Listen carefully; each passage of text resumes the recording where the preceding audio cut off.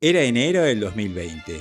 Yo era un muchacho joven, apuesto y lleno de vida. En ese momento estaba cumpliendo 32 años. Tenía un trabajo bien remunerado en una mega empresa de videojuegos y todo andaba más o menos bien. ¿Qué puede pasar si recién arranca el 2020? Cuestión que en febrero me agarra una crisis vocacional zarpada, una crisis existencial, del tipo no quiero trabajar más, necesito dormir mucho. Necesito dormir 3 meses. Estaba muy cansado. No de ese trabajo puntualmente, más bien de muchos años de trabajos parecidos, trabajos exigentes. Y esto del agotamiento fuerte ya me había sucedido, más de una vez, pero esta vez era distinto. Ya con otra edad y otras experiencias, otras decisiones. Un día en una sala de reuniones me quedo mirando a la nada, sin prestar atención a lo que acontecía en la reunión, y como que caigo y digo, basta, ¿qué hago acá? Y tuve como un flashback de todas las reuniones iguales que había tenido a lo largo de los años. Me di cuenta que estaba en un loop infinito. Hey, Tony and me. Huh? Cuestión que el día siguiente lo agarro a mi jefe y le digo, renuncio. Nah, mentira. Le digo, ¿nos juntamos a tomar un cafecito? El tipo ya me conocía un poco y se la veía venir. Porque yo venía con esto en la cabeza hace rato y lo venía hablando con él. Quería algo mío. Quería armar algo que esté bueno. Tenía esa inquietud de, ¿esto es lo único que voy a poder hacer? Porque en una empresa grande, donde por lo general vas a parar si querés ganar bien, terminás siendo una partecita de una gran maquinaria y depende de tu personalidad, te puede copar o no. Igual, siempre prolijo, siempre cordial, sobre todo si vas a renunciar. Así que renuncio sin la más hermosa idea de lo que voy a hacer. O sea, ya había intentado trabajar por mi cuenta en modo emprendedor, freelance, lo había hecho. El tema, y otro día si quieren les cuento más, es que cuando intentás armar un proyecto de lo que sea, para que esté bueno, para que esté bien hecho, necesita full compromiso. Para armar algo que valga la pena pagar, para que un cliente te pague por tus servicios o un usuario te pague por tu super app, el proyecto sea cual sea necesita mucha energía y mucho tiempo. Tal vez podés hacer algo mientras trabajás con algunas horas por semana, pero para tener un trabajo full time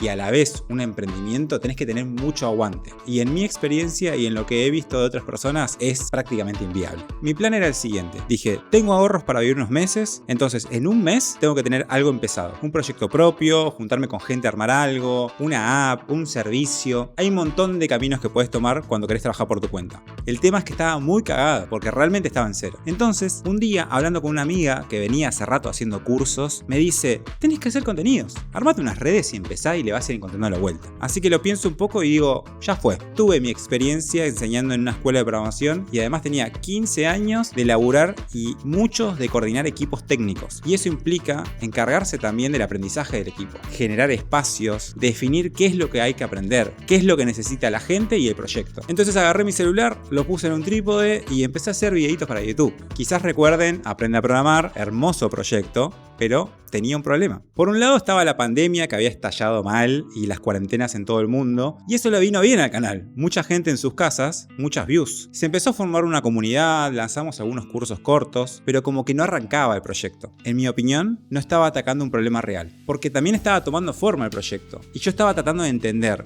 qué quiere la gente y qué necesita la gente, que son dos cosas distintas. Una cosa que me di cuenta al empezar a hacer contenido, y creo yo que esto pasa mucho con el contenido técnico o didáctico, es que es muy fácil caer en la trampa de tirar la información y que la gente diga, sí, buenísimo, pero me acabas de decir lo mismo que está en la documentación o en el artículo, y al final nadie entiende nada. Y eso me hizo dar cuenta que armar este tipo de contenidos es mucho más difícil de lo que parece. Y ahí entro en otra crisis porque ya había invertido un buen tiempo en Aprender a Programar, entonces no había vuelta atrás. No podía ni abandonar el proyecto ni pegar un volantazo. Tenía que encontrarle la vuelta. Me pongo a hablar con una amiga respecto a este dilema que tenía, a esta crisis, y me tiene una frase re normal al pasar, pero que en ese momento me hizo clic zarpado. Viste que siempre te dicen tal cosa es la posta, dormir bien, alimentarse bien, hacer ejercicio, yo qué sé, y un día lo entendés, como que pasa algo y te cae la ficha. Ella me dijo, habla de lo que sabés. Siempre había traducido eso a hablar de cosas técnicas, hablar de programación, de lo que sabés. Pero eso lo sabe un montón de gente, no aporta, no crea contenido interesante. Y ahí cuando me cae la ficha digo, no, yo tengo que hablar de lo que sé literal, de cómo yo aprendí a programar. ¿Y por qué practicar mucho los fundamentos, lo básico, te abre la cabeza para entender los más complejos? Porque es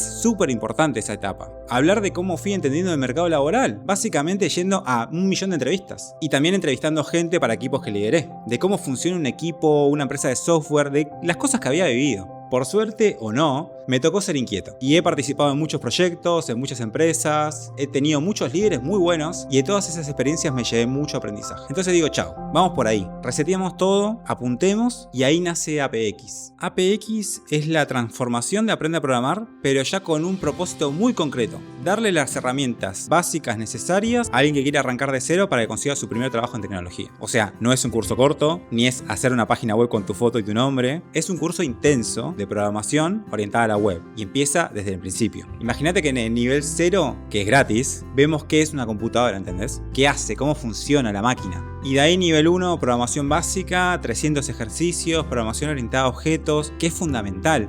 Y son cosas que a veces nos salteamos para ir rápido y eso falla. En el nivel 2 ahí le metemos, porque como en el nivel 1 estábamos ahí practicando a fondo, dándole, después de eso hay que empezar a llevarlo a un plano más realista. En este caso la web, pero si te metes directamente ahí, sin algunos conceptos bien sólidos, es muy fácil perderse. En este punto hay una ficha que le cae a todo el mundo, una epifanía clave, que es, el laburo no es tanto codear.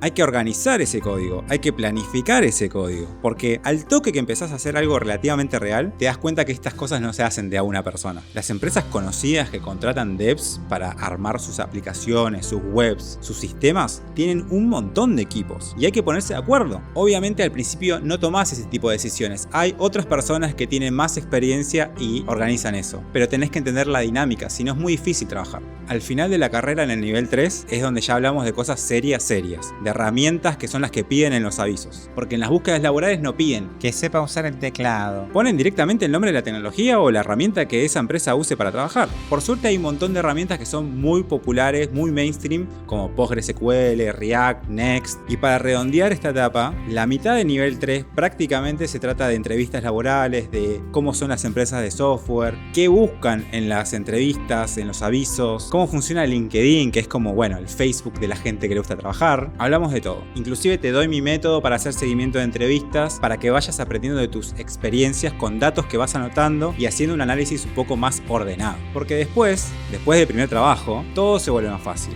Ya conoces gente que te puede referir, tenés contactos, ya tenés una experiencia real, entonces para alguien que te entrevista no sos un riesgo gigante. Y ahí ya medio que podés elegir. Hoy APX está en un momento de cosechar muchísimos aprendizajes. El hecho de ya tener gente egresada que está trabajando, que participa del server de Discord, que me da feedback sobre cosas de la carrera que le sumaron mucho a la hora de encontrar ese trabajo, cosas que podríamos simplificar de la carrera para ir aún más directo y obviamente cosas que podríamos sumar a la carrera. Estamos en constante aprendizaje y en constante mantenimiento para que la carrera sirva a su propósito. Todo esto me recontra entusiasma, es realmente un buen desenlace, si se puede decir, de toda esta incertidumbre inicial de renunciar y encarar un proyecto nuevo. Creo que hay momentos donde hay que tomar ciertas decisiones difíciles y si algo aprendí de todo este proceso de construir APX es que además de tomar la decisión seria y honesta, no hay caminos cortos. Apurarse es al pedo. Te puede salir bien, pero ir muy rápido con algo nuevo es casi querer tropezarse. Yo creo que lo mejor es encontrar tu ritmo y eso se logra solo intentando e insistiendo. A veces el contexto te va a ayudar, vas a poder meterle, practicar, estudiar y entender todo y a veces no vas a entender nada, no vas a tener tiempo y está bien. Lo importante es entender cuál es un buen ritmo para vos y tratar todo el tiempo de volver a ese ritmo.